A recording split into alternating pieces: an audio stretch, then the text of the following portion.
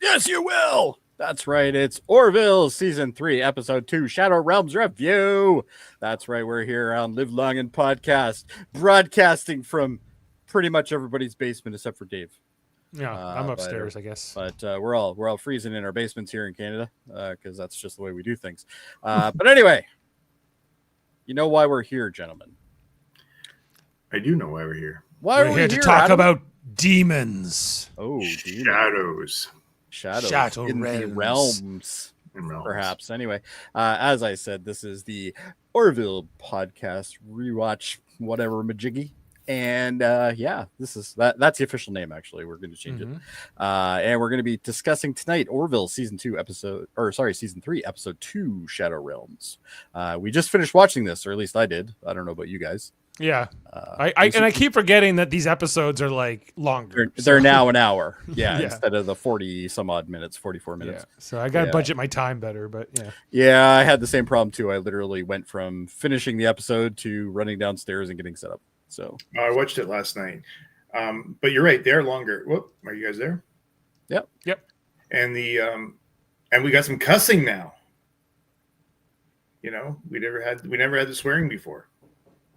No, was there a lot of swearing in this episode? No, there wasn't a lot, but it was noticeable. Okay, I never noticed that. Talos swore. We're getting an earlier fun fact from Adam. No, that's just. If there's cussing involved, he's happy to hand those out early. So yes, but of course, I always have my faithful crew, the crew that I would take a bullet for, kind of, probably not. But anyway, of course, we have producer extraordinaire. That is right. It of course is the Dave Mater. Yes. Well, I'm still human. Hopefully, I don't get sprayed with a spore or something. So. Yeah. You know what the problem is? Every time there's a spore and you get sprayed with it, it doesn't end well. Like, doesn't matter what sci-fi series you're in, doesn't end well. It never turns you into an amazing, like, cooler guy. Remember Jody when he was all like blacklight? Yes. Well, this episode very much like the Next Generation episode. What's it called? Genesis, I think is the the one where they all. This is the one where they all devolve. They all devolve, yeah. No, different species. No, that's a different one. The one where Geordi gets turned in. I'm thinking of the one where Geordi gets Identity Crisis. Identity Crisis, yeah. That's Identity Crisis. Okay, so I was thinking of Identity Crisis, I guess, but it's like kind of like Genesis in a sense that it's got that horror movie vibe and people getting transformed. I guess this was a little scarier than Genesis. Like you had the comedic factor in Genesis in Next Gen. The only scary person was Worf. Yeah. What about Barkley? Yeah, Barkley was pretty badass too. Nah, but Barkley was just still skittering around. He wasn't chasing anybody. What about Caveman Riker?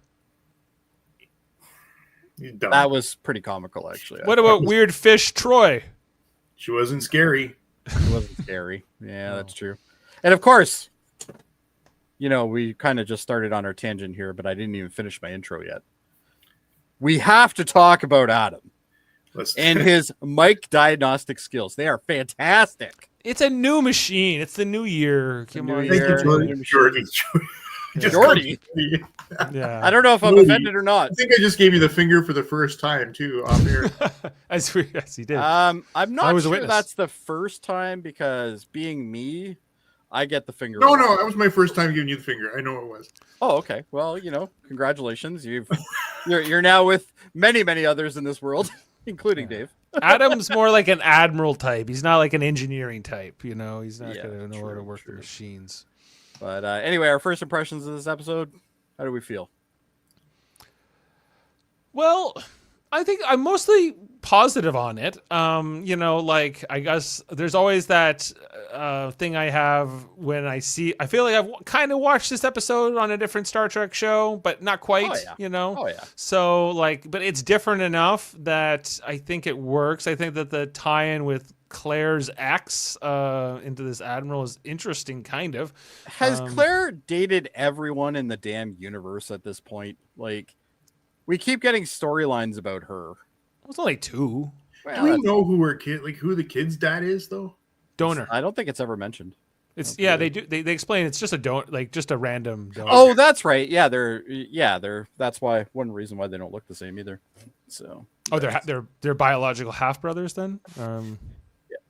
Well, I guess they might be, right? Because you'd have to go. Well, different ages, Dave. So I'm going to go with probably.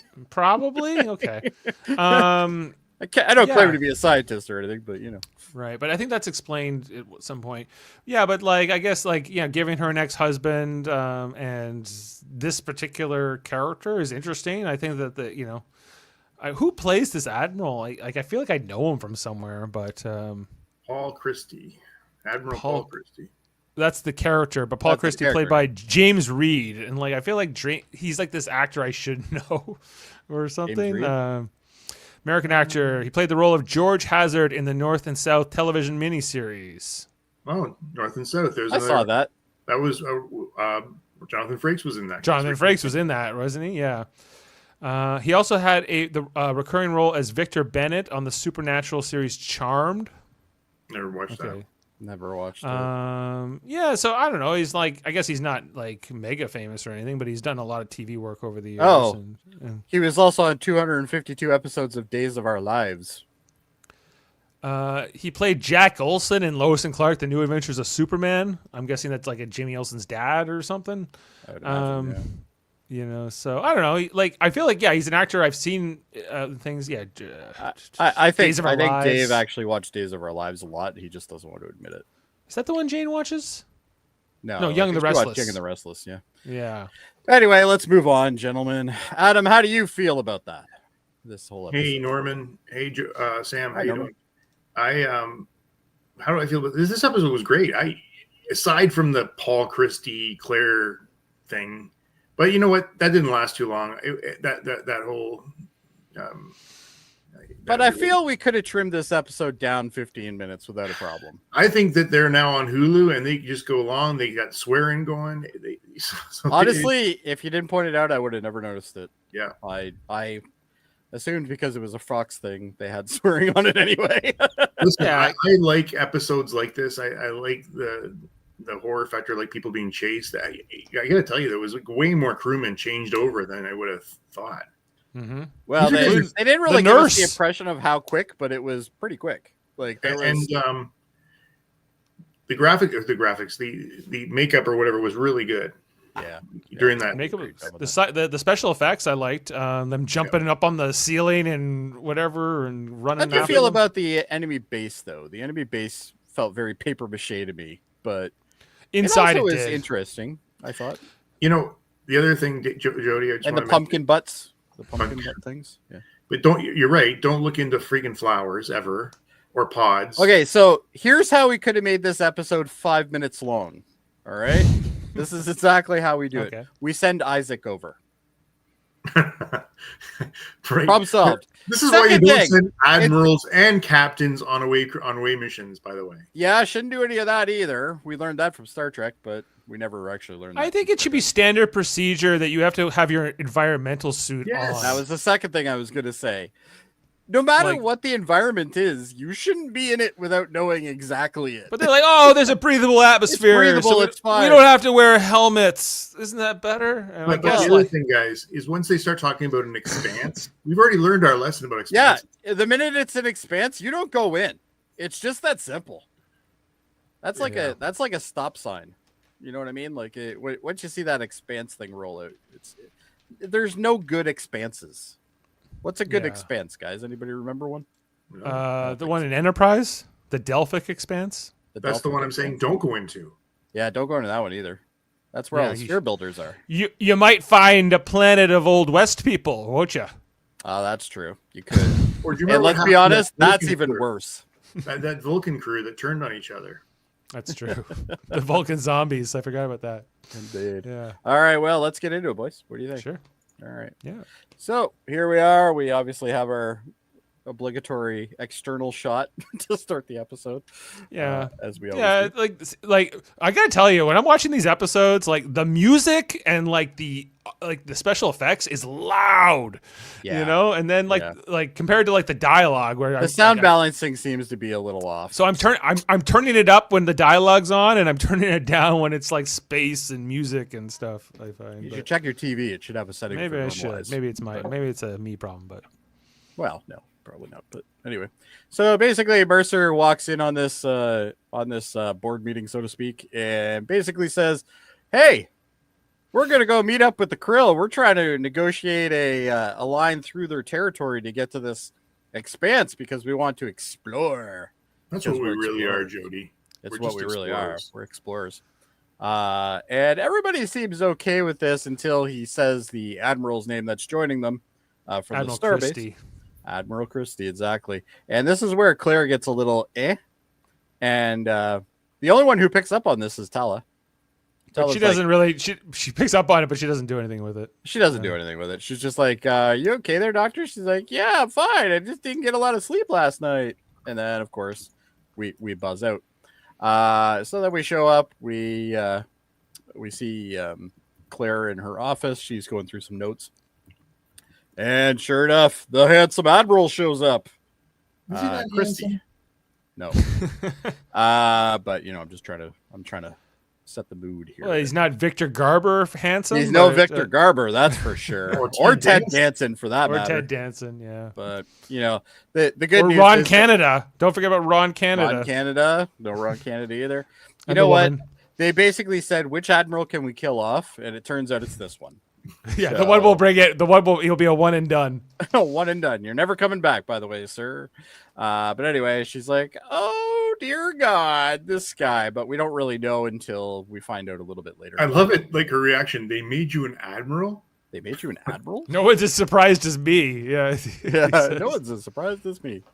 And he's basically like, "Yeah, I know. I'm here, and I'm not surprised that you've done so well in your life, and blah blah blah." And then we kind of get the impression that they have a history. He's like, "Okay, well, see you later." And we find out that he's her old professor. He's her old professor, but also they were married. We don't know that yet, though. We don't know that yet, but not yet in the episode. I know I'm skipping ahead, but what do you think he taught? I'm guessing probably not medical, because if we look at he's just got the standard. I don't get the impression he's a doctor, so he's not a doctor. I can definitely tell you that. Ethics, Dave. Ethics. I'm not sure ethics applies to him either, but anyway. He's like dating his students. Students. We kept it hush hush, but nobody was buying it. Yeah, we kept it hush hush for the entire last semester or whatever. Entire last semester, yeah. But anyway, we see that they end up docking with the Krill ship, and our title card is there, Shadow Realms. I'm always impressed whenever I see these Krill ships. They always look really neat. They basically look like Romulan, yeah. But I just like the design. But anyway, they're having a social gathering, so to speak, and the Krill are like, "Why do you do this?" And they're like, it's a way to like kind of unwind and relax a bit before the tough stuff happens. And we had John Fleck is back, Silic from Enterprise. Yep. As this Krill guy, Krill ambassador. He's the one on the left, right? Yeah. The minute you hear him talk, you're like, "Oh, it's He's like, you don't intend to go there, do you? You don't intend to go there. There are Jonathan. Are we going to have a problem, Jonathan?" Oh, wait, Rug Show. But anyway, and we see Bortus, and Bortus is like kind of like going through all the like catering stuff, and he's like, "Ew." Which is weird considering they'll eat pretty much anything. But then the Admiral has this little, kind of toast to everybody, basically saying, to our new agreement, hopefully it'll, bring peace among our people and blah, blah, blah. And the Krill are just like, "You're going to die. You're going to die so bad." But they're not saying that. They're like, we'll celebrate when this alliance is over and we've defeated the Kalon. We don't want to be your friends. We're just working with you. We're just doing this because we have no other options. Right. So they have this big, engagement or this party here, and you got 2 Krill. That's it. Yep. Well, they're not going to bring all the Krill over. They should have. Think of the catering costs. They're like, these are our godless people who feed us weird These are all drinks. godless people. Yeah, they don't want to be around them. So the thing I'm surprised about is I didn't see Dan at all here. If you're having a mixer, Dan should be there. Well, somebody's got to be on duty. Just saying. But anyway, so Kelly, actually, I guess I didn't capture it, but there is a scene with Kelly and the doctor, and the doctor grabs a bottle of wine. She's like, I'm leaving. You coming? She's like, yeah, okay. And then she gives Mercer a cup, and Mercer's like, I'll just put this in here and I'll drink the whole thing. I'll stay here and give myself cirrhosis. Yeah, I'll give myself cirrhosis. Yeah. So anyway, these two basically have this little, girl talk session, which they seem to do every so often. Jody, I was married. I knew that, Adam. Jody, I was also You're still married. Yes. Dave has also been married. And I'm still married. But I'm married. And you're still married, but to a different person. Right. Well, well, I've been married. Yes. But yeah, it is weird to me that she wouldn't know this. Like, I get, like, wouldn't this be in her personnel file theoretically? It would. And they've been on board now 2 years together, or two seasons. Well, it's been, is 3 years wise, it's been 4 years. 3 years, at least 3 years. In terms of them being together as a crew. Yeah. So, yeah, it's interesting that this is all, because I don't think they had planned this part for her character at all, but they decided to. I think they just kind of threw it in. Yeah. When they wrote this episode, they're like, well, what if she used to be married to James Reddy or James Red or Reed? Reed. Yeah, like, I don't know, and I don't hate it in this episode, honestly. Like, I think that they both do a good enough job with it, but it's also kind of like, why? Too. Yeah, exactly. And this is one of those aforementioned scenes that I said that you could easily cut this episode down by 15 minutes and we would need it. They don't need like 3 minutes of girl talk where literally they're talking about the exact same thing. So anyway, we get to see the two of them. They're now at the negotiation table. They're like, are you going to let us do it? And the Krill are like, yeah, sure. No problem. What are you planning on doing? Oh, well, we're going to go into that expanse thing, where all your demons are that your Bible says about. Well, and they're like, yeah, no, you're screwed. Don't go in there. Yeah, well, like that's basically a paraphrased version of that conversation where they're like, tell us about this expanse, and they're like, you're not gonna go there. They're like, if you want to go there, but we're not gonna save you if you go there. We're not helping you at all. Don't ask. And they're like, these Krill, they're a bunch of religious fanatics who could, like, how can you even trust what they're telling you, right? Because they're like, it's just written down in the Ankara, the Bible, and therefore they just accept it. But some Krill have visited there, we're told, about a century earlier. 100 years ago. Yeah. 100 years. There you go. Crazy. So they kind of maybe stay away for good reason.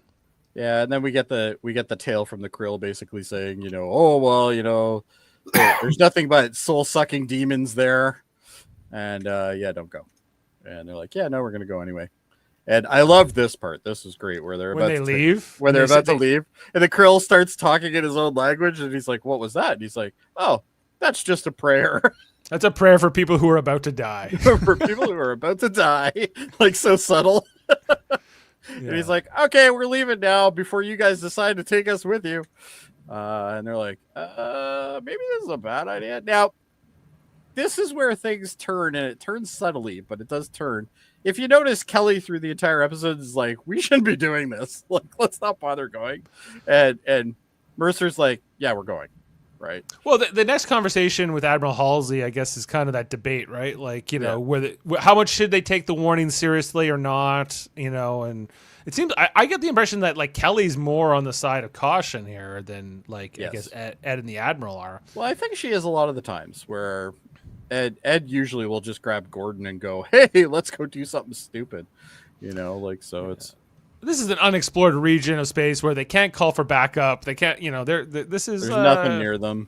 Nothing near them. No other ships can go in. And the Krill are like, we're not coming to help you if you go there. And the Krill's like, you're not letting anybody else in either. Like, you're not sending 6 ships through our territory. Like, you got 1 ship, that's it. Right? So it's like, they also wanted a homing beacon put on their ship too. Yeah, which we never saw, but we assumed they did it. because so they said they were going to. So there, I guess like how much of this is just like superstition and myth, and how much of this should we take seriously? And I guess they end up going with, well, let's find out. Let's roll the dice and see how this goes. Sorry, I was just checking continuity there for a minute. All right. Turns out the view screen, they got that one right. All right, good. But anyway, so we then see Mushkas again, which is no Will Sasso. No Will Sasso, though, because, you can't pay for him to be on the set every single time. But anyway, we see the doctor, and she's just, having what appears to be some sort of lunch or dinner. And she looks like she's going through some notes on her pad there, or her big crystal slab of illuminated something. But anyway, and sure enough, here comes the Admiral. And he's like, yeah, just so you know, still got my wedding ring. I wear it all the time. Which it was very awkward. Like this Claire whole doesn't scene is want awkward. him there. Yeah. And she makes it pretty clear, but he says to her, is there anything feelings left? Like 25 years. Holy crap, that's a long time. Yeah, she's had 2 kids. Yeah. She's served on, Union vessels and all this stuff. And it's like, this guy just shows up and he's like, so you still got feelings, eh? And she's like, no. Took me a long time past it. She's not interested in rekindling this, even though he is. He's still holding a torch. Which, let's be honest, if this was Star Trek, they probably would have ended up being together for a little while. There would have been some sort of relapse or something, because that seems to happen all the time. There's also a lot of episodes where there's just like somebody's ex comes through for one episode. There's lots of those, yeah. Captain Kirk had a few that came through. Picard had some too. Cisco, not really, but he was, kind of a different story. Cause he got all the runoffs, though. He got like... He had a couple. He had like Vash show up. But Cisco was a widower, and then he eventually gets together with Cassidy Yates, also played by Betty Johnson. Yes. But yeah, I'd say it happened. I don't know, like what was the commander that Commander Darren that Picard fell for too? Oh yeah, the scientist lady. Yeah, or the keyboard player. Green shirt. Yeah. Green shirt. I think, if I remember. But anyway. So anyway, he explains that he always brings his wedding ring whenever he's on away missions, which apparently doesn't happen very often because he said earlier that he never gets out. He's always behind a desk. But, whatever.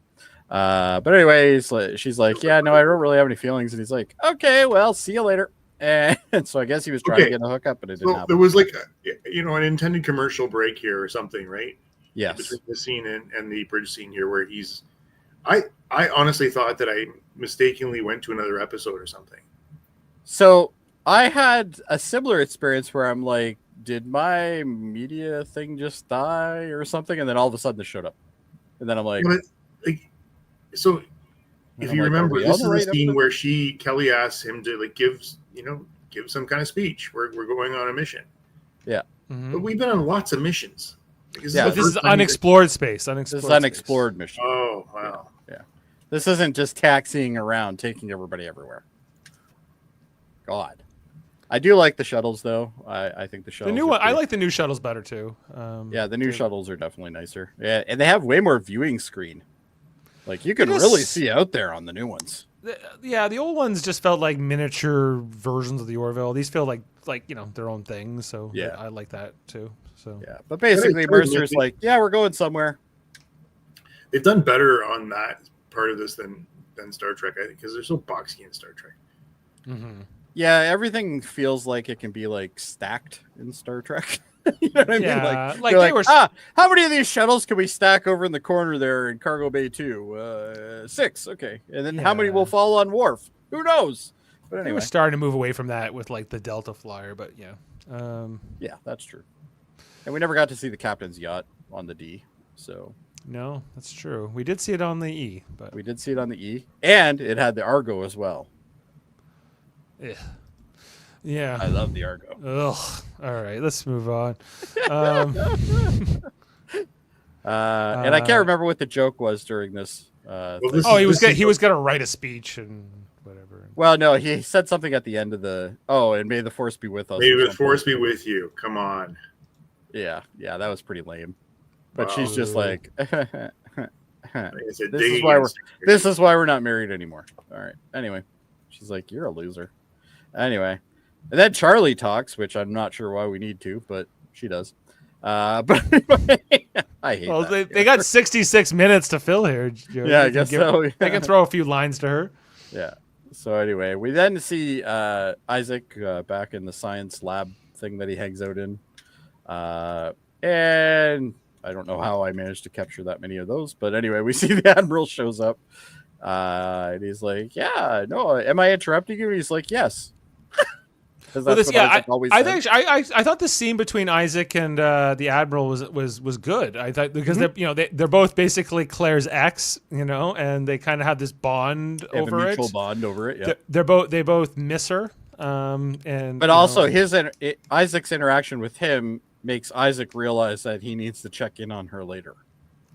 Yeah. The other thing I like about this Admiral is that, after we came off that previous episode about how the entire crew has all this hostility for Isaac and the Kalon, the Admiral doesn't have that at all. He's like, yeah, I heard you helped out during the battle. Good on you, man. And like he's got a completely different attitude. Praises him. Yeah.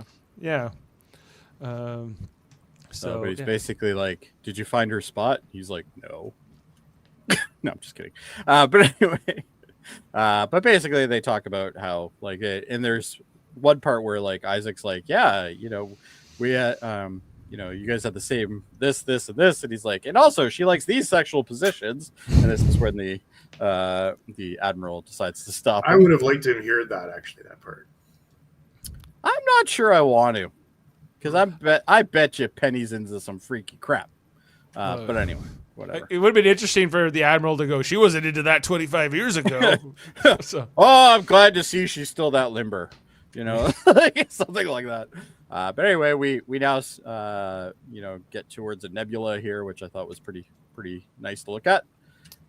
Pretty cool. Isaac starts spewing off the fact that there's, 45 habitable planets or something like that. But no life forms. Not a single life form, not one that even Mr. Tricorder could find. Mm-hmm. So life forms, little life forms. None of that. Which is another, I would say, a red flag. Yeah. If you have all those inhabitable planets just sitting there, and there's nothing there, there's a good chance one of two things has happened: either they never developed life, or B, they developed life and it's been completely wiped out. So right. Well, and this is the other side of Krill space. For all we know, the Krill have killed everybody, right? So yeah, you don't know. There's a lot to mystery here, but then they get a distress call from the Expanse part, right? Like the dark place. Because the Expanse is just past this nebula. They're on the edge of the Expanse, basically. Well, close to the edge of the Expanse. But anyway, so they go towards the Expanse, and Charlie makes this accurate representation to say there's no stars. Which to me would automatically say, black hole, don't go in. But I guess that's not what that is. But anyway, it is what it is. And even Mercer is looking like, no stars? That means trouble, So it's like, but I did like their little, it's hard to see on this, but basically they transition from a starry sky to just complete nothingness all in one shot, which I thought was pretty cool. I think they do that well. I mean, even in Enterprise, when they went into the Expanse, it was like it was all like a warp, as the ship warped. They kind of warped in, yeah. Whereas these guys just go into dead space. That's all it is. Voyager did 2 episodes kind of like this, where they went into like an area that was no stars and. Yeah, that's the one where they got stuck in it the one time. Yeah, and there was another episode very similar, but they don't get stuck in there per se. It's just like this region of the Delta Quadrant that has no stars, and it's going to take them 2 years to get through it. And by the end of the episode, they end up. Coincidentally, Brandon Braga was the showrunner, or kind of was a high up writer over on Voyager. So I feel like he just likes this idea of a part of space. Ideas, it almost reminds me a bit of where Silence Has No Lease, or whatever it is, the episode where the Enterprise gets stuck in that. True. Coming up in our Next Gen Season 2 reviews. I was trying to give you a little bit of a segue there. I appreciate that. But anyway, Thank you. no problem.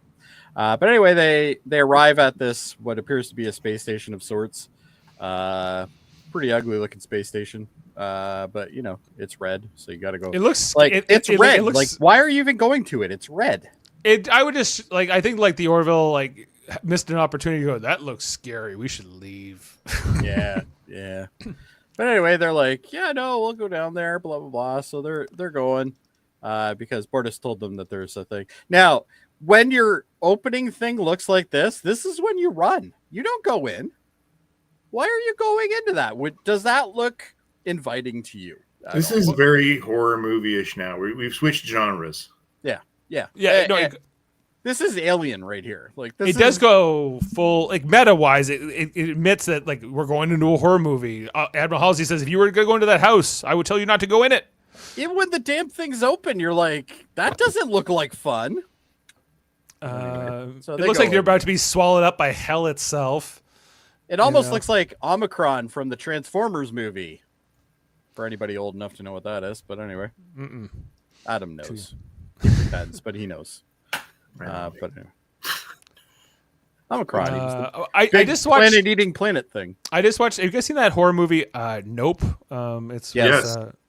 You know, like I feel like this is like a Nope moment where like you know, 100%. Yeah, you're like, no, I'm not going in there. Like, are you like, or I'm not like even when you were at the wide shot before, when you just looked at this station, you're like, nope. So anyway, they go in, they land, and then they come through like a kind of a corridor area, and they're looking at the walls, and Claire says like, these walls look biological, like, which obviously is an instant sign you shouldn't be there. Like, we're also told that it's made of like an alloy, but it's kind of organic.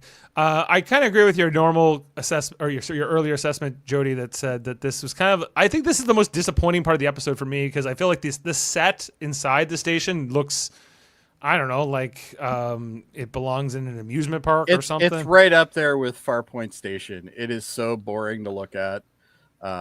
There's nothing going on. Like it, I don't know. And then later on, when we see the things on the walls, they just to me look like that somebody took like glass pumpkins and put them on the wall. It's kind of like the Rainforest Cafe vibe or something going on here. Like it's just for all we know, they shot it in that. Job on the outside of it, you know, to get the feeling that it's not.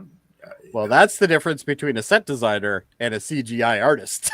Yeah, I agree that like outside it you know it looks really scary. Inside you feel like I don't know. This is kind of like Tin Man too. I was always like Tin Man, yeah. Right, but Tin Man wasn't trying to be scary. Like this is trying to be scary, you know. And so I don't know. It's like a bad Dr. Seuss set or something. Yeah, and Lamar eventually comes across this pod thing, which is emitting. This is the thing that emits the signal. Mm-hmm. Now, at this point, if you have this pod thing in the middle of this, and it's emitting a signal of a distress call, why the hell are you still here? At this point, it's like, oh, this is a trap. Like, come on.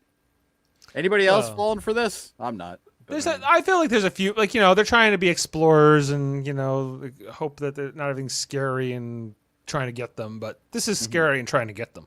Yeah, exactly. So, but anyway, it is what it is, I guess. What can you do?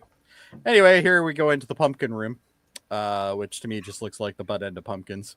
Stop me if you think I'm wrong on that, but I think but yeah, like I see what you mean. I didn't think pumpkin right away, but yeah, I think like more like weird flowering buttholes. Yeah, flowering buttholes works too. You know, not as flattering as the pumpkin, I guess, but what can you do? Anyway, they scan this thing, and Mr. Admiral Genius over here decides, hey, I'm going to put my face in front of that. He never saw Alien. He's never saw anything. Right. This is, but yeah, I guess what the point of this is also that this could have happened to any of them. Really, yes, absolutely. You know? Yeah, he just happened to be the one that got it first, right? So, but anyway, the butthole decides to sphincter itself going here and shoot something at him really quickly. I couldn't even catch it. It was that quick. Well, it's supposed to be like microscopic or something, but yeah, you're not. Yeah. I couldn't see it, but anyway, good reaction. Ooh. Oh. What lovely perfume you have, madam. But even at this point, when you look at him now, like his eyes are already bloodshot.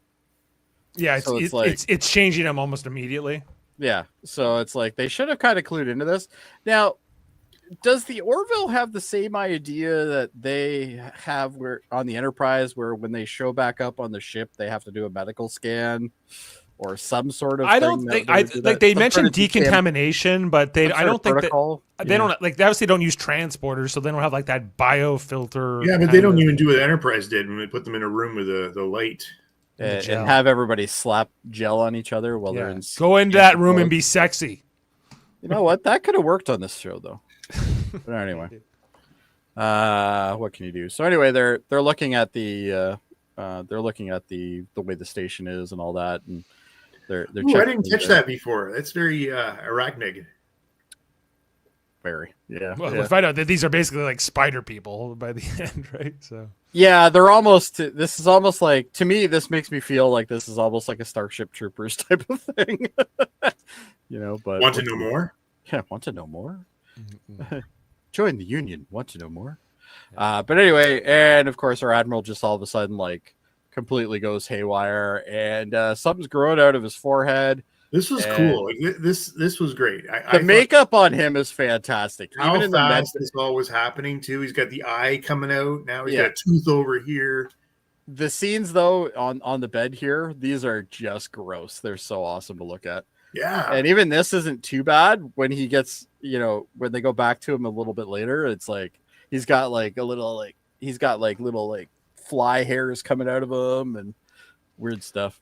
Very flyish. Yeah, it does remind me a little bit of like The Fly, the movie, Jeff Goldblum and all that. I think that's the thing I kept thinking too was like he's clearly sick. Shouldn't there be like quarantine protocols and like, considering there's a whole bunch of people standing around him right now. Right, and like Claire touches him, and we find out that this thing gets spread by them like shooting out the stuff out of their mouth and whatever. He's not wearing gloves or anything. No, this is definitely the pre-COVID world. But they were making this. This was after COVID. No, but they got shut down before. Yeah, this would have been filmed before COVID happened. Okay. I bet they learned their lesson on that one. Anyway, they decide that they have to go back to the space station to get a sample of the thing that shot him in the face to see if they can figure out what's going on. In Biohazard. This time they did what they were supposed to do the first time around, which was, be responsible. Another thing there is like when there's mist on the ground and you can't see the ground, wear a suit. You know what? Yeah, exactly. It's all you need is a little red laser to start like buzzing around and stuff, or green laser if you're in Aliens. But what can you do? Like, I think this is just one of these things they do for TV because, like, I think in reality, I think like astronauts would wear their suits, as precaution more often than not. But on television shows like this, it's the other way around. It's like Star Trek did it all the time too. Like it's not new to this franchise. No. But anyway, so they go back, and I like this little thing where she literally like holds out this basically a vacuum canister, and she's like, "I'm waiting until it sprays me," and sure enough, it does. And she gathers a sample, and then they're like, "Okay, well, we got our sample now." So the minute they showed me this guy, I'm like, this guy's gonna die. But he's somebody we know. We've seen this nurse character seen this guy before, a bunch. Yeah. Now this effects makeup is fantastic. I bravo. Chef's kiss. Great job. The one thing I don't know if you guys noticed is on his neck, it was like throbbing back in and out. They had some sort of like animatronic that was doing. They had a lot going on in this face. First of all, there was a lot going on. 4 eyes. Yeah. Then you have the tooth over here. He's got the little tooth coming out. Yeah. Then you're right. That bulbous growth thing that was disgusting. Yeah, there it is. There, I tried to get a shot of it when it was out. Yeah, but you can kind of see it right here. Oops. Paul, I promise you're going to live. Okay, once you say that, he's going to die. Oh yeah, the minute you said that, you promised him. Now you're dead. She promised she would save him too, but yeah, that didn't work. Well, she technically did save him. All right, well. I guess not in a way that he probably would need. But yeah, even like his hands are fucked up now, right? But then they have to show us the ring, obviously, because that's. But we also see that she's wearing a ring at this point, so maybe she's decided. I'm not sure if that's her normal ring or not. Very interesting ring, right? She has, she has like a hinge ring. It's weird, yeah. But anyway, the makeup's fantastic. I much better than the black light that we got from Identity Crisis. Yeah, not that wasn't good. It's like 30 years later too, right? So. True. Yeah, you would expect them to get that one right. But anyway, so then these three now have the sample in their hand. So I guess the sample container is like very secure and it doesn't let out any spores or anything. Or doesn't have anything on the surface of it. They have a freshness seal. Okay, but it's not going to all go into that canister. Some of it's going to be on the outside of the canister. Like, how do they wash that? But anyway. I don't know. They're not the most concerned. Yeah, we recommend a decontamination protocol when we show up. And they're like, yeah, that's probably a good idea. And it's like, well, maybe you should have did that a while ago. But anyway. So then we get the next scenes in the medical office. And sure enough, the bed where he was is no longer there. Claire's like, where the hell did he go? Now, don't they have biomonitors or something? Wouldn't have it just like automatically said, hey, there's no heart rate anymore?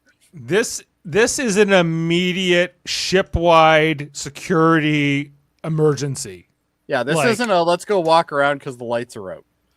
Like, well, this is before the lights. This is before the lights go out. But the admiral goes off and then like turns off all the lights and the dampening field and whatever. But even like the second that they know that he's missing, they like they don't go into lockdown or anything. Yeah. Well, there better be a big investigation after this. Like, why wasn't he put into quarantine? To your point, why wasn't he put into a forest field? Why was your chief security officer off ship? Yeah, that's what I want to know. She didn't need to go on that mission. What the hell is she there for? Now later on, where did the captain by any week? Yeah, right. Yeah, well, typical. But anyway, so all of a sudden the lights go out, and I do apologize for the screenshots. It's going to be hard to see some of these things because I tried to get ones with decent light in it. But we see the engineering bay. I love how the core shuts down too. I thought that was pretty cool. So listen, something occurred to me last night watching this. They really don't have a lot of problem in the engineering area like in Star Trek. Things seem to pretty much work down there. Yeah, everything just works on this ship for the most part. There's no antimatter containment problems. Yeah, and they don't have like gates that come down because the fucking thing, springs a leak every 5 episodes. Or... I think their propulsion works differently. They don't have that like risk factor. Maybe of antimatter. So, but it would have been great though if they had done just that. The door that drops in Lamar. You have Lamar going, come on, everyone, get in. Like Jody used to do. Yeah. Move. And then does the roll. We got a coolant leak. Mm-hmm. But anyway, we need your brother for that one though, Dave. Coolant leak. Yeah. We got a coolant leak. I might have him somewhere. Let me see if I can rustle him up. It's fine. But anyway, we basically get they're gonna send Isaac and Bortus are gonna go try to figure out what's going on here, try to secure down the ship as much as they can. And here's our nurse again, who will most likely die shortly. But anyway, going off on his own. Yep.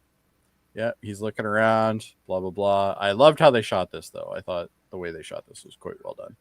Very, very minimalistic. I like that. I don't like a lot of shit going on in the scene when you. This got was that kind very, of stuff very alien-like. Oh, 100% alien. Yeah, for sure. But anyway, so then the nurse finds his clothes. The one thing I did like about it is the clothes are inside out, which is the way it should damn well be. But every time in shows, you always see them, and they got like the outfit is like completely normal, just like on the ground. And Jody, because I know you like alien movies, this was very reminiscent of the when they shed the skin, and he's touching it, and it was great. Yeah, I'm not sure they did that intentionally, but either way, it kind of came out like that, which I thought was cool. And you see some blood and stuff as well on it, or some sort of goo. Anyway, you don't really know what it is, but. At this point, like, this guy should be like, I'm getting the hell out of here. Like, I'm not hanging out. And then we get to see our first look at, well, I guess this is the Admiral, this one, because this is the first one, right? He's patient 0, yeah. Yeah, he's patient 0. But the Krill were right. The Krill were right. Yeah, there's some damn demons over here. So, but anyway, so we get a nice little external shot again. This time with obviously no power to the ship, except for external lights. But those external lights That's are from the coming shuttle. from the shuttle. Yeah. So I did have to stop there for a second to go, why is there lights outside? And then I'm like, oh yeah, shit, the shuttle would have. And the station's also generating light. Yeah, exactly. So anyway, they do a manual docking procedure. They dock on one of the clamps on the side, which we've seen them use before when they're on what's his name, Isaac's home planet. They use the same docking doors. So anyway, they end up going through. I don't know why I have a black screen here. I'm guessing maybe that was the scene. But anyway, we see Claire, and Claire's looking for her children at this point, which apparently they were told to stay in their quarters, but they clearly never do because these guys are always somewhere they shouldn't be. So anyway, she's still trying to find them. Now we see that her kids are now in medbay looking for her. So clearly this is a case of they missed each other somehow. And in a minute, we're about to get a Jurassic Park type moment. But before that, we get to see them trying to fix it. Mercer shows up with Tala, and he's like, yeah, we figured out what's going on here. And they're like, yeah, no, we're trying to do this. Now, does anybody think that this battery joke was funny? No. A little. The first time, maybe, but they said it 3 times. Like you're doing, it's more like telling somebody they're doing it wrong is more the joke. And just her reaction to it, I guess. Her reaction's just like, why are you bugging me? Like, shut up. I'm trying to do this. Well, you're clearly not doing it right. But anyway, a little bit of mansplaining going on, I guess. I guess that's the joke. It's mansplaining, yeah. Yeah. So, but we've also know that now this is very reminiscent of a lot of the Jurassic Park scenes, especially the 2 kids that are hiding from the raptors. Almost like some of the shots are almost identical too. Like I'm sure this was done on purpose. But basically they hear the sound, they can see the shadow of one of the creatures lurking. At this point, we don't know which creature this is. It could be the Admiral, could be one of the ones that he's already turned. But anyway, they're in the mess hall and they're now who didn't clean the mess hall? Everybody, I guess. People eating when the power went out and they all left? The one thing I find confusing is that when the ship is like always full of people, and most of the people are where exactly? Do they all go to their quarters during this whole crisis? Because the ship feels like dead and empty. It feels barren when everything happens like this, right? Like there's not too many people around. So the mess hall is just an example of that. Like everybody left. Yeah, but Marcus and Ty basically they get into trouble. They're looking around, and this guy who I don't know who he is. Lieutenant Woodson. Oh, is that Woodson? Okay. Yeah. And what do we know Lieutenant Woodson from? Nothing. He's new. Okay, fair enough. He won't last. Don't worry. Don't get attached. Okay, I guess I won't. But anyway, so he's like, yeah, no, Come on, boys. I'll take care of you. Yeah, I'll take care of you. I'll find your mom. Let's go. And then he literally turns around, and there is one of them, and they crawl on the ceilings, unlike some other alien creatures that we're aware of. But anyway, and they also spit goo at you. This was great. I was so happy when I got that shot. and how fast the transformation is, and right in front of them. And I was like, get as much of the transformation. Oh, these things are so menacing looking. It's great. Yeah, but like, look at his face. His face is already getting like, and we find out later that the spit one is like a much faster version of the spores. Yeah. Like this was a great special effect. Really so scary, great horror stuff. Props to them. Yeah, this was fantastic. So gruesome. And these are screenshots all within like 10 to 15 seconds of each other. Like it's and even Ty's like, wow, you're gory looking. And so anyway, they look over at the guy looks over at Ty now, or the alien, I guess. And he's like, I'm getting the hell out of here. And as they run out, they run into Claire. And there is no real mention of the fact that they just saw that guy get like destroyed. Like they do mention it, but like they mention it, but there's not much going on after that. So anyway, we get another external dead shot, and they all end up at the bridge now, and Ty and Marcus basically say what they saw, and these guys are like, "Wow, that's fucking disgusting." All right, great. So anyway, and she's like, I bet you I could make something that could reverse this if only I could get to sick bay. And she's like, I'm going to go to sick bay. Kids stay here. Now, that seems to never happen with those kids. But anyway, I guess this time they will. So anyway, Claire makes her way down. And during this time, Lamar's looking for a device that's causing the dampening field. Because the dampening field is stopping communications on the ship. Stopping a lot of things. Including phaser fire, apparently. Because they said they can't use any weapons when the dampening field's in effect. So I guess maybe that's a security measure as well. I know on the Enterprise A, they had the ability to detect fire because they talk about that in Undiscovered Country, right? It would, like, based on all the like science fiction episodes we've watched, it does seem prudent to have maybe some kind of a hand-to-hand like weapon, like maybe like a nightstick or something for these like something not like a sword, you know, because they're still not trying to kill people, but something you could fight with. Something that you could fight in close quarters if you had to. And when the power is out, which happens frequently in these types of things. So basically they're looking for it. Lamar comes across something that he thinks is the problem.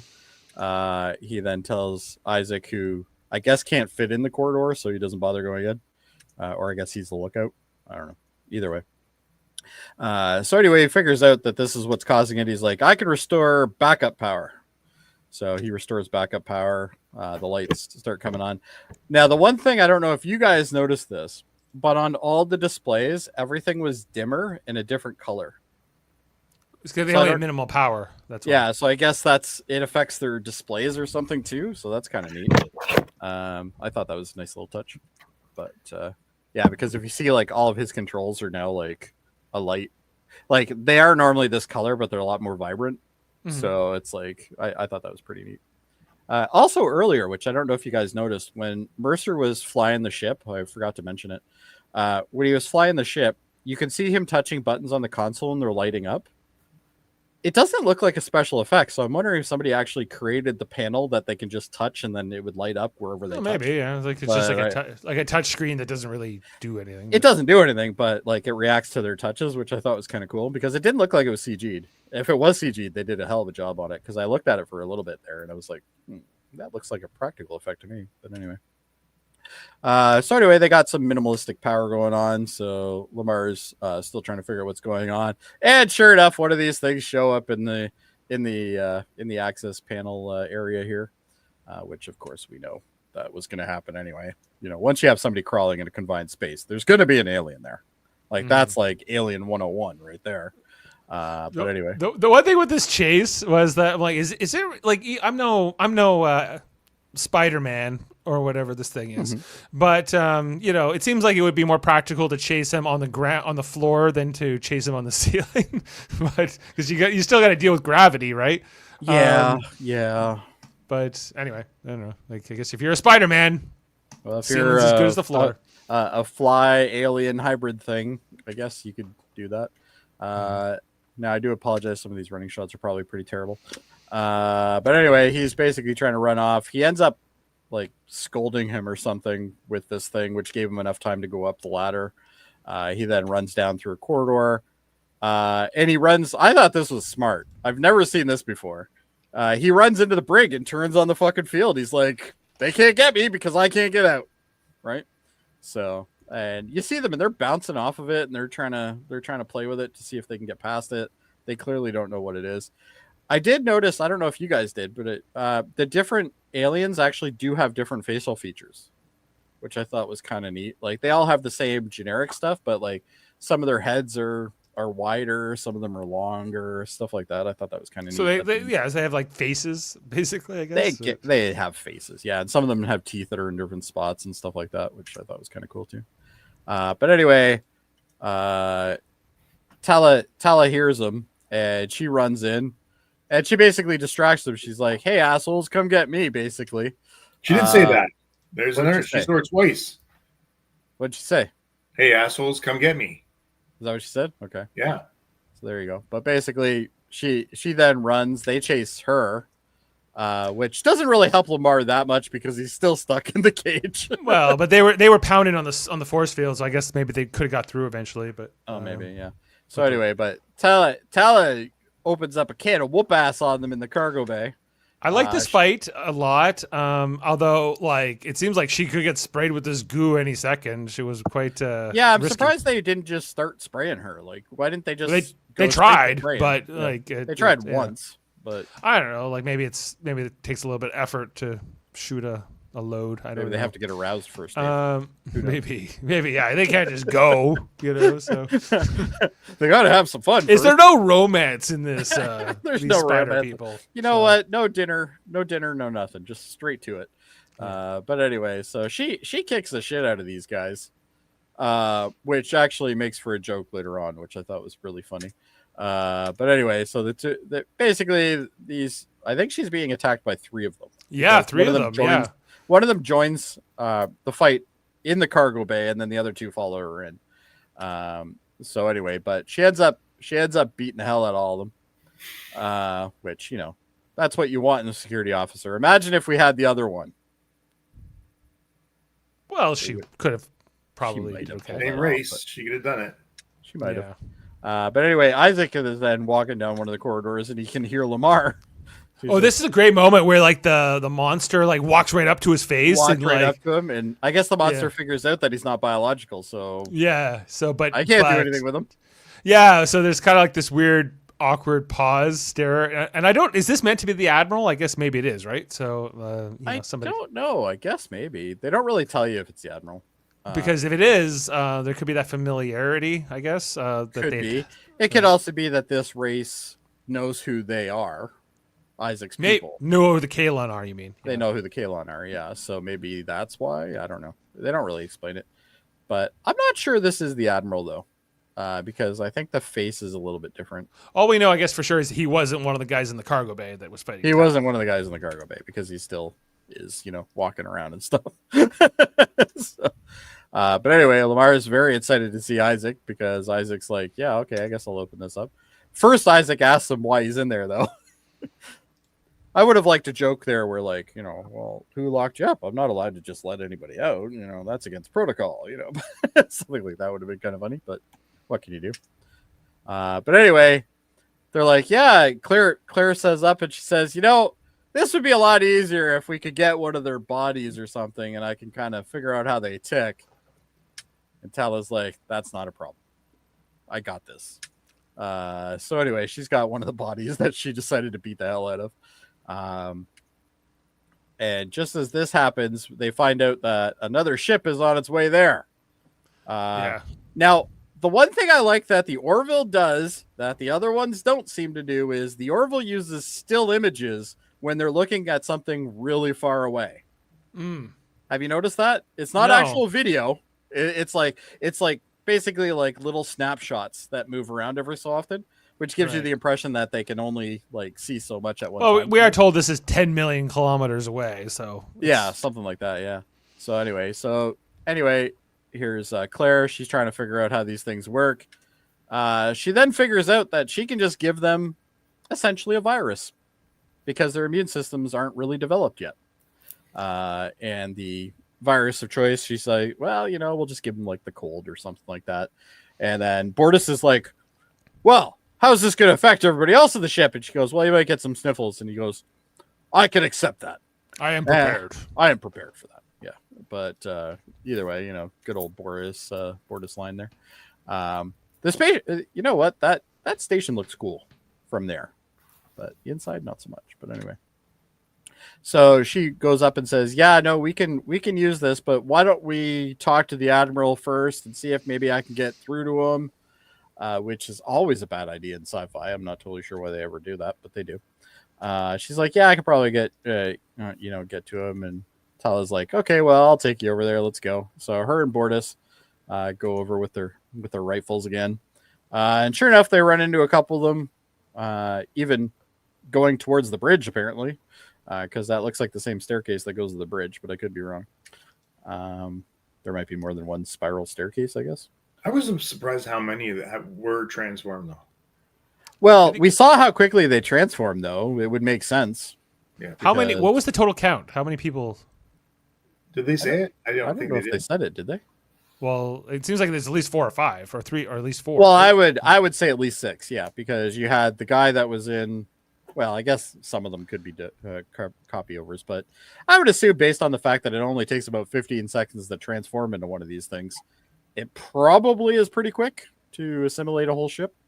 Yeah, I would say so. But it seems like actually the number is very low. Well, right now, yeah, but this all takes place within like a 30-minute time period, though. I think, based on the impression that I got. But I lost track of time with all the computers off. Yeah, that's true. Nobody has any clocks, so they have no idea what time it is. But anyway, so they end up going. They find them in. I guess this is in another cargo bay. Right, because they scan for the admiral's wedding ring, which he's still kept, even though he's been divorced from her for 25 years. And, yeah, but it has a rare element, which I'm almost positive I've heard this exact same thing before somewhere else, but I can't remember. Salean Moonstone or something like that. Yeah, Salean Moonstone. Yeah.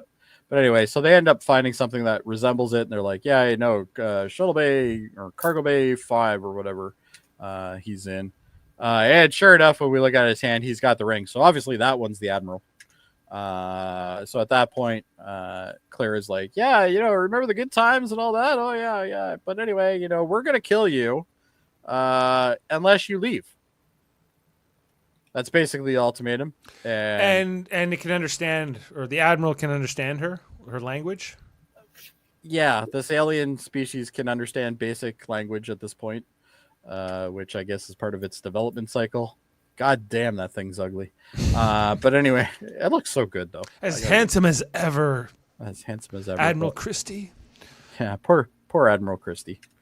I guess he's gonna have to give up his command at this point, eh? Probably. Well, he might have to retire early. Yeah, might a little bit. But anyway, they're like, yeah, no, we're gonna end up doing the gas if you don't leave. So they turn on the gas, and some of these little buggers are starting to feel it. They're being affected by it. And at this point, they decide to leave, basically. But we don't see them leave. We don't know how they left. That was weird. Did they just throw them out of an airlock or something? Like, what did they do? Like, yeah, here's a shuttle, guys. Go. Yeah, like, did they give them a shuttle? Did they just like pop them out into space, or like, what did they do? But anyway, we don't get any of that. We just get another Mushka's scene, and this time Isaac comes in, and Claire's sitting there. I missed you. Yeah, and he's basically, I missed you, so and so. And he's like, yeah, no, I just wanted to check in on you. And she clearly is like, oh, well, that was nice, so to speak. And then I don't remember what the last lines were, if anybody remembers that, because at that point I was kind of packing up stuff. She says something to him, though, and that's kind of how they end it. Anybody remember? Yeah, I thought it was just, I missed you, and he sat down. Was it? Oh, maybe it was. Yeah. Okay. Oh, well, she tells him to sit down, and he sits down, and then it kind of fades from there. And then that's the whole episode. So, gentlemen, how do we feel about that? You know what? I think it's a pretty decent episode, if you can call it that, because the fact that this thing is so long and it's not really meant for like to be played with commercials, it kind of feels like a little mini movie to me in some ways. Yeah. But like I just evaluating it as like a standalone story, an installment in this, it's good. And I think that the whole, I had forgotten how scary the episode kind of is. So yeah, it's definitely not your normal Orville episode. By far, but you know what? There's always a good side to every downside, Dave, in life, usually. And the one that we have is knowledge is power. That's right. And it's time for Fun Facts with Adam. Fun Facts with Adam. Fun Facts with Adam. Ooh, all right, let's go. So this is approximately 66 minutes in length, including all credits, but no commercials, Dave. This episode is only 4 minutes shorter than the last episode. So it's now. So I don't need to budget myself an hour and a half per episode for the rest of the season. Is that going forward? Because I was like this. I sat down and go, "Wow, we got an hour and 6 minutes to watch." Okay, this makes it the second longest episode in the series history. Okay. Well, that means they can't get longer, at least. So they can. So, but we've already done the top two. We've already done the top 2 longest episodes. Oh, you're right. This one. Right. Yeah. In the bonus feature Inside the Orville Shadow Realm, included on Hulu, writer and executive producer Brandon Braga states that the idea from the episode came from the question, "What are the Krill afraid of?" Yeah, because we don't really know what they're afraid of. They're warmonging people. Godlessness. God is literally the only. They're thing afraid of really Avis. They're afraid of their own inferiority complex. Yep. Director John Cassar describes the episode as being designed in a horror movie aboard the Orville. The horror movie aspect of the episode is inspired right from the film Alien. In the series, species known as the engineers genetically engineers different species with a biogenic fluid that dramatically changes the DNA of the species. The engineers were creators of the Xenomorphs, the mainly antagonists in the Alien franchise. Aspects of the Alien franchise can be seen in the transformation of Paul Christie into an alien. Yeah, we all saw that. Yeah, it was gross and it was awesome. It was great. Love that. Mm-hmm. As a big alien guy. In keeping with the Union's admirals, Admiral Crispy is named after Ralph Waldo Christie, a U.S. Rear Admiral who commanded submarines in the Australian theater in World War II. I never knew that. I mean, maybe it's not him, but Seth MacFarlane was a World War II guy. He is a big war guy. Yeah. I remember him talking on Graham Norton about it. Okay. He's remembered for his tendency to alienate his superior officers by awarding medals without necessary permissions.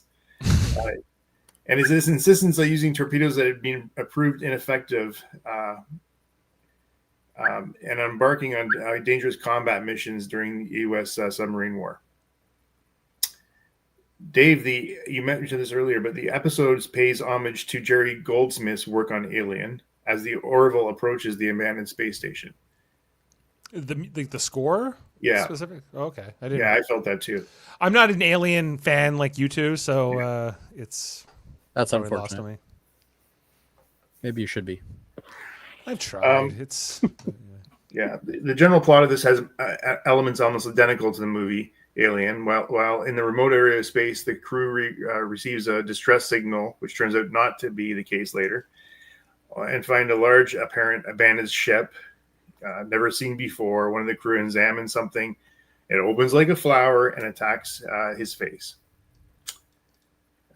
Even the alien creature is very similar with menacing teeth, can climb walls, can climb the ceiling, sprays green acidic liquid. Yeah, it's very, very, very similar. That's why we liked it so much, Jody. Oh, I liked it. Yeah. Well, I liked it despite those things. Despite. Despite. And this is also very similar to Star Trek Next Generation Identity Crisis, where Jody exhibits signs of... No, Jody does. I don't. Did I say Jody? Yeah. Oh my God, I called you him. Anyway, Jody exhibits signs of mutation. Go! Yes. It's probably my impression of Jody earlier that set you off, though. Coolant leak! Coolant leak! When Captain Mercer gives a shipwide departing speech, he ends it by saying, "May the Force be with you," an obvious nod to Star Wars, the franchise. Didn't need to do that. So I guess that's about it. I mean, not a ton of fun. Oh, we got some more here. Oh, I got one thing I just want to mention before we do ratings. I don't know if we saw a lot of Ty in the previous episode. I know we saw a lot of Marcus. Ty has gotten big too. Oh, Ty's huge. Yeah. Yeah, they both grew in the 3 years that the show had a hiatus. Like not since Walt on Lost have I seen two kids grow so fast. So anyway. Just want to put that out there. I agree. Like these, they look like they should be ensigns, or maybe not Ty, but certainly Marcus is. Marcus is tall. He looks like he could be a cadet. Yeah, exactly. Well, shall we do the ratings, boys? Yes, sir. All right, let's do it. All right, we don't have Kevin today, unfortunately, but we do have Adam. I'm giving Adam, what's your verdict? Solid 9. Solid 9. All right. I'm not as high on this. I go 7.5. 7.5, really. All right. We don't know what Kevin's is yet, but I'm sure he'll eventually provide. It'll that. either be 10 or 0. That's how Kevin rolls. No, he's not Davin. You clearly can see he's given out 8 7s and 3s. And 3s, yeah. So, couldn't be Davin. Now, if Davin was here, it'd be a 0. But anyway. For me, I'm going to go... You know what? I'm going to give it a 9 as well. I think it was a very solid episode, despite some of the stupidity of it. When you say that Davin would have given it a 0, has Davin ever watched this? No. Oh, okay. But he hates the Orville. Well, he actually hates Seth MacFarlane. For indiscriminate reasons. But, well, that's a whole other conversation. Like, we don't the psychology of Davin's a whole... you need a whole textbook. So, like... Okay. Let's not start that. He's a very complex man, I guess is a good way to say it. Yeah. But anyway, that puts us at an average right now of 8.5 until Kevin chimes in and Murphy ever shows up for another episode. Has Murphy ever showed up for one episode? In the first season. In the first season, yeah. But he completely skipped the second season. Yeah. Didn't come at all. But IMDb gave this a 7.2, so it actually rated this as a crappier episode than the last Only slightly. Episode. Only slightly. But anyway, with our combined average, not taken an 8.5. Who did? IMDb.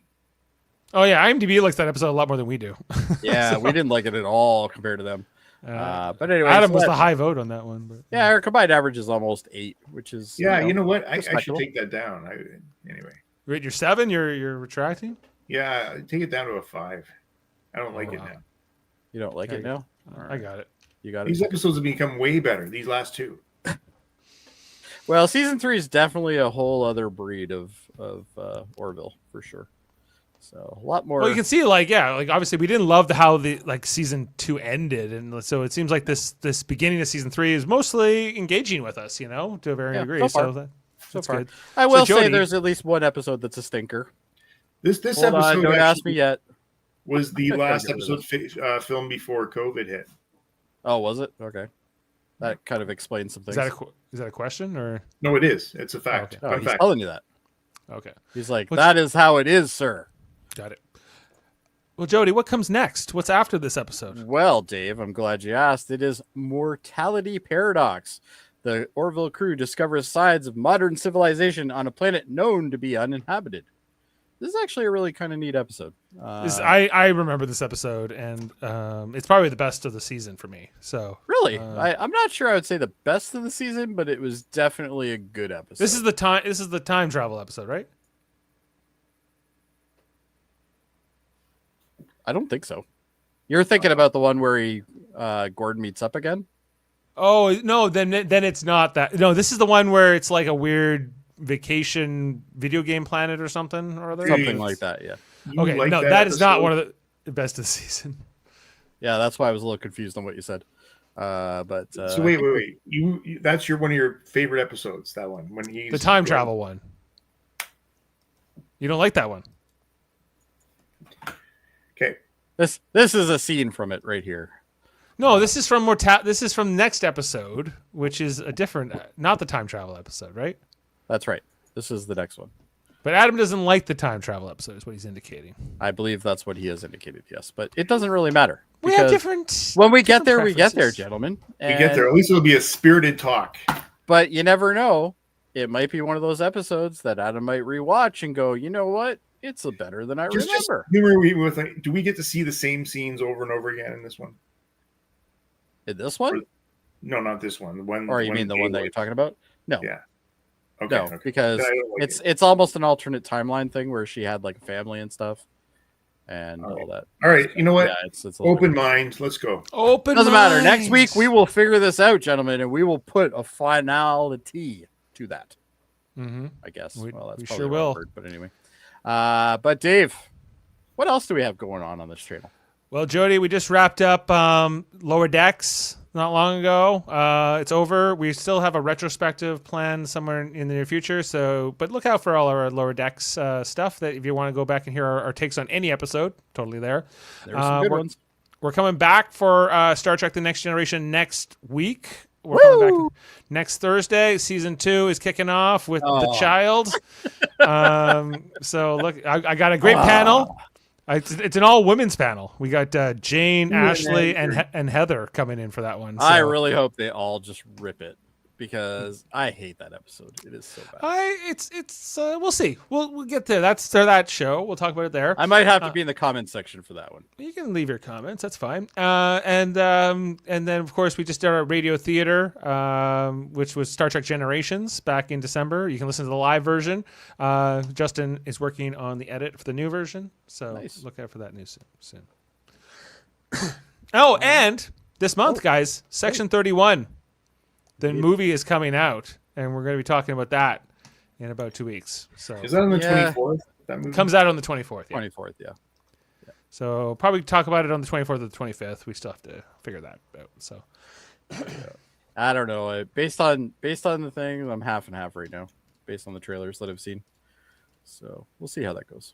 But you never know. She's a good actress. So the trailers have not really told me much about this movie. So we'll see how it goes. No, it's just I hope the actual movie is a lot more coherent than the trailer was. Let's put it that way, because I don't get any gist of what's going on by the trailer. Well, by definition, it has to be. It can't be less coherent than the trailer, right? Well, true. Yes, it can only go up from here, I guess, is what I'm saying.